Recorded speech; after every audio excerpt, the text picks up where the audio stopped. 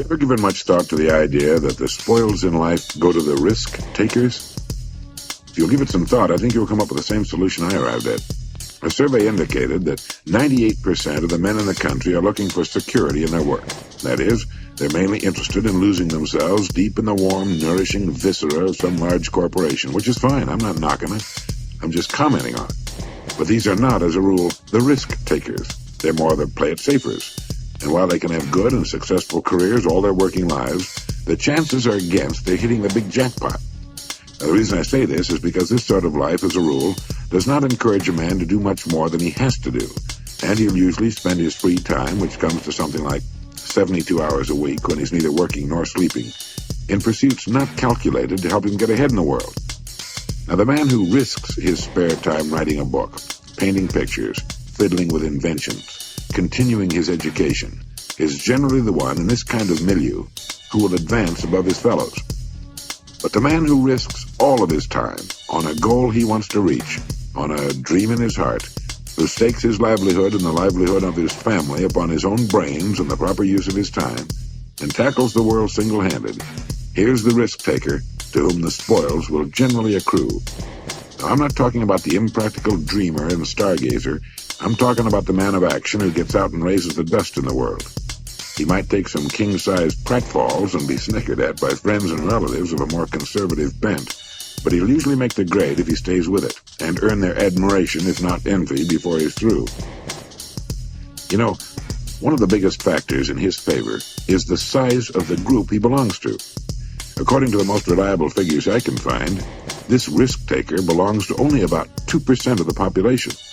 And since he's generally working on an idea that will in some way serve the big 98%, the odds swing rather favorably to his side.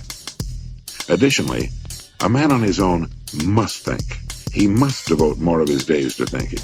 Conversely, the man with a good steady job who's familiar with his work and surroundings can go along pretty well from day to day without doing any creative thinking at all. And as I said, we have a tendency to do no more than we have to.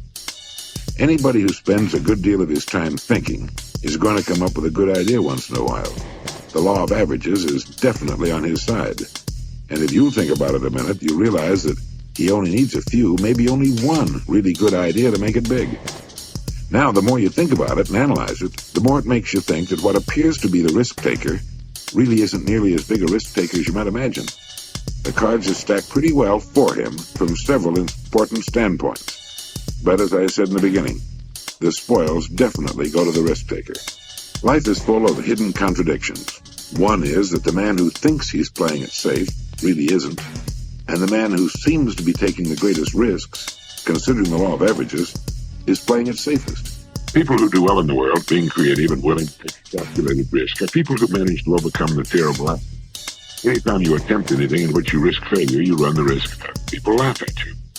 A college professor worked for many years on an invention. He tramped all over New England trying to interest capital in his device for making the human voice travel along a wire. The people laughed at it. It was, of course, plumb idiotic, they said, to suppose that the human voice could be carried along a wire and heard for many miles or even for a single mile. But our old friend and benefactor Alexander Graham Bell could not be laughed out of it, and every time we pick up the telephone, we salute the man who stayed on course despite the laughter. Millions of people laughing in derision could not hurt us an iota, but we stand in mortal terror. Men and women who could prove themselves heroes in great crises tremble before derision.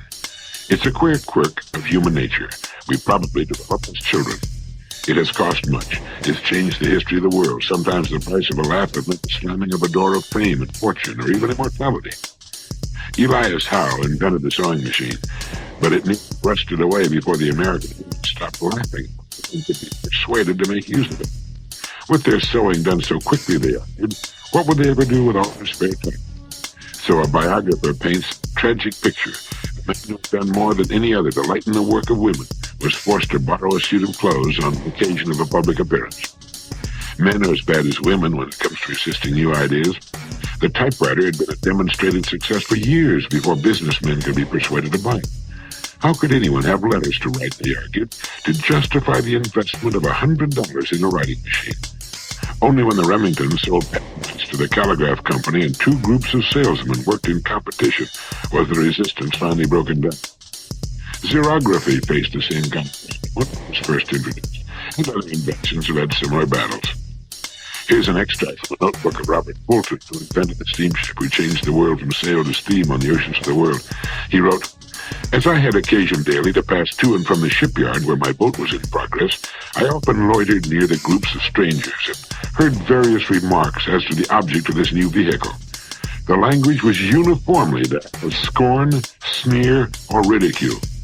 The loud laugh often rose at my expense, the dry jest, the wise calculations of losses or expenditures, the dull repetition of Fulton's folly. Never did a single encouraging remark, a bright hope, a warm wish cross my path. Never did a single encouraging remark, a bright hope, a warm wish cross my path. And that's about what you can expect when you try something new." Emerson once commented that no one ever falls ill, but that passers-by idly hope that he will die. The same perversity and built-in envy cause people to think or hope that any new idea or plan that runs counter to established principle will fail. Speaking of Emerson, he also wrote, "Pythagoras was misunderstood, and Socrates, and Jesus, and Luther, Copernicus, and Galileo, and Newton, and every pure and wise spirit that ever took flesh. To be great is to be misunderstood." You know, we tend to forget that the greatest people, the greatest writers, the greatest teachers were for the most part in violent disagreement with the way things were being done. We seem to have become so flabby in our acceptance of anything that we fail to do anything personally about what we see about it. Norman Cousins has written that the biggest issue of all in the years just ahead, it's not just the squandering of physical resources, but the squandering of human resources. What constitutes failure? What does a person have to do or not do in order to fail? Herman Melville died in 1891. He wrote the book Moby Dick, the whaling epic, with its tremendous metaphysical concept of evil, at the age of 30. The book was published in 1851, sold a few copies, and then was promptly forgotten except by the limited connoisseurs of creative writing. Melville lived 40 years beyond publication of Moby Dick. He considered himself and his book a failure. From a published point of view, Melville was right. Of his other novels, Billy Budd remained unpublished for 40 years after his death, and like Moby Dick, has since become a literary classic. Today, sales of Melville's works run into the millions, but there is no retroactive compensation for the author's troubled soul or shoddy purse. So what is failure? Failure does not come to a person because he is not recognized by the multitudes during his lifetime or ever. Our success or failure has nothing to do with the opinions of others. It has only to do with our own opinion of ourselves and what we're doing. The only person that could be called a failure is that person who tries to succeed at nothing. Success, as far as a person is concerned, does not lie in achievement. It lies in striving, reaching, attaining. Any person who decides upon a course of action he deems to be worthy of him, sets out to accomplish that goal, is a success right then and there. Therefore, failure consists not in failing to reach our goals, but in establishing them. Failure consists of not trying, and certainly Melville and all the others who were not recognized were successful during their lives because of the fact that they strove all of their lives, gave to their work the best that was in them. And for every Melville that we read about, there have been millions of men and women equally successful, of whom we'll never hear. People who didn't write books or try to save the world, but who, in their own quiet way, in their own places, gave to what they had chosen the best that was in them. Melville must have known deep within himself when he finished the last page of Moby Dick that he had not, just as each of us knows how much of himself he's giving to what it's been given him, what he has chosen to do. People who play it too safe take the greatest risks. Did you know that? In the long haul, the intelligent risk takers develop the greatest security. It's a wise person who learns the importance of risk taking. During World War II, psychologist E. Paul Torrance made a study of United States aces flying in the Pacific Theater of Operations. He reported that the most salient characteristic of the ace was his risk-taking ability. Throughout his life, he had kept testing the limits of his abilities, and the life histories of these men showed that they were highly resistant to accidents and in combat, they suffered fewer casualties than pilots who were inclined to play it safe. Dr. Torrance said, living itself is a risky business. If we spent half as much time learning how to take risks as we spend avoiding them, we wouldn't have nearly so much to fear in life. In all walks of life, the most successful people are the risk takers. Now, by that I mean they risk believing in their own ideas, striking out toward their own goals, standing up for what they believe to be right. They take the risk of being different when they believe in something. Now, this has a tendency to make the going a little tougher for a while, but they almost always wind up ahead of the game eventually. Risk-takers realize there's nothing wrong with an occasional failure.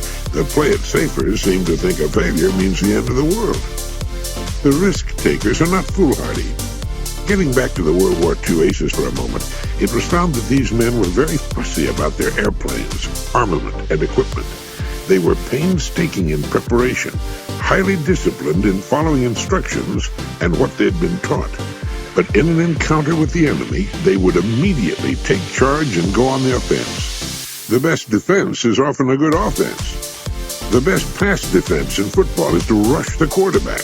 When a storm comes up, ships in the harbor head for the raging open sea unless they're protected in slips. In the harbor, they could drag their anchors and wind up on the beach or the breakwater. So what appears to be risk-taking is often the most intelligent course to follow. It leads to security, while what would appear to be the safest course of action can lead to disaster or simply nowhere. A young woman whose romance had gone on the rocks told her mother that she was never going to permit herself to fall in love again. You only get hurt, she said. And if you don't fall in love, her mother said, you don't live. It's another one of those risks the successful person is willing to take. Everyone runs risks, quite sizable risks, every day of his life, risks he takes for granted or isn't even aware of. But when an unusual situation comes along that involves risk-taking, how do you decide whether or not to go ahead? When a situation comes along that involves risk and you don't know whether to go ahead or hold back, reassess your goals. What are you trying to accomplish? What are you working toward? Will taking this risk, if it works out successfully, help you toward your goals? There's nothing some people like to do better than to give advice. Unfortunately, a lot of advice that's dished out would have to be classified as useless information. If I had to pick a winner in the useless information department, it would probably be the advice that goes, look before you leap. It is a good recommendation for swimmers and jumpers, but as far as life is concerned, it's impossible to do. We can look backward. We can see the results of our past actions and learn from them, but we can't look into the future. In living, we can guess or try to predict what the future will hold, but we really can't look before we leap. As a result of this, most people simply don't leap at all. But it's a wonderful and little-known fact that for those who dare to attempt a new and seemingly difficult leap, the results are often surprisingly successful and rewarding. Now, this is something that needs some explaining and no little qualification. The leap we take should be in line with two important criteria. One, it should be towards something we want with all our heart. And two, it should be in a field in which we have a good background of experience, or at least in an area related to our past experience. Let me give you some examples.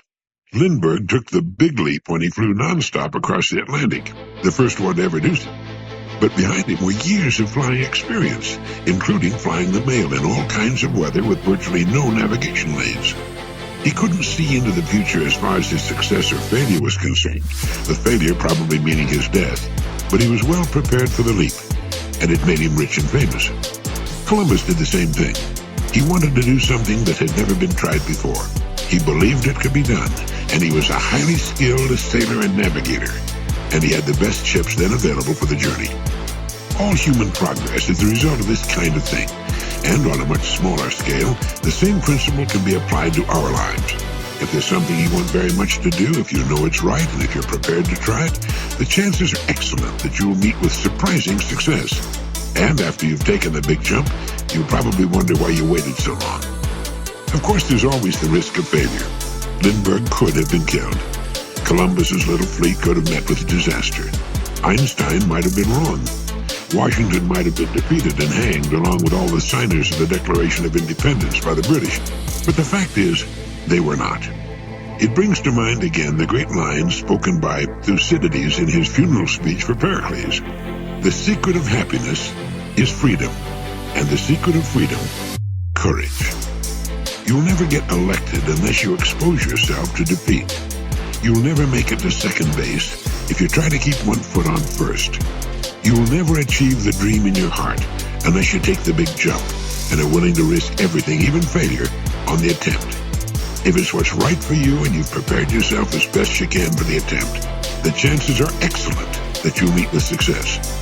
As Lincoln put it, let us have faith that right makes might, and in that faith, let us to the end dare to do our duty as we understand it. No, you can't look before you leap, but you can leap. Dr. Joyce Brothers has some good advice for the fearful. She points out that everyone is familiar with fear. Normal fear protects us and provides a warning signal indicating the presence of danger. A totally fearless person is probably not too intelligent and can look forward to a very short life. But when fear is inappropriate, it can stand in the way of progress and success. It can destroy love, create failure on the job, and interfere with our ability to relate well to others. Innovation and creativity involve risk, Dr. Brothers goes on to say. The person who's afraid to take chances, who's afraid of failure, is standing in the way of his progress. In fact, an emotionally healthy person needs challenge in life. Studies show that people who are cautious in the extreme, who are afraid to take risks even when the odds are in their favor, tend to be afraid of life itself, which of course is also a gamble. Such persons are not likely to succeed in business or anything else.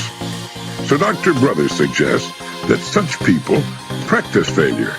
How liberating it would be for the average person to be able to walk into a room, trip over a wastebasket, have all the people in the office laugh, and then be able to laugh with them. In fact, Dr. Brothers suggests that fearful people deliberately do such things to discover that an occasional failure is no disgrace, but rather a perfectly normal part of living. I remember when I was just starting out in radio, I managed to get the part of Sky King, the lead in the famous children's radio program of that name, and I'd often be asked to make public appearances for school children.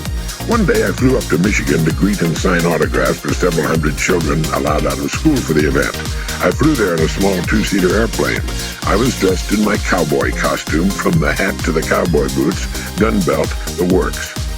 As I was trying to climb out of the airplane cockpit in my unaccustomed costume, while the hundreds of children watched and waited nearby, I caught my heel in the cockpit coaming and fell full length from the wing. Then I did a slow roll off the trailing edge of the wing to the ground. My guns fell out, my hat rolled away, and a death-like silence fell on the children. There was their hero, sprawled on the grass. He couldn't even get out of an airplane. Well, I picked up my guns, put my hat back on, and with a sheepish grin from ear to ear, walked to the waiting children. We all had a good laugh about it, and I signed the autographs, and all went surprisingly well. And as I flew back to Chicago, I thought about how often children fall, and that they could easily empathize with me. Don't lose your sense of humor, and remember that even though they may laugh, people are kinder and more forgiving than we generally give them credit for being. Risks and pratfalls are a part of life. So is an occasional failure in other ways.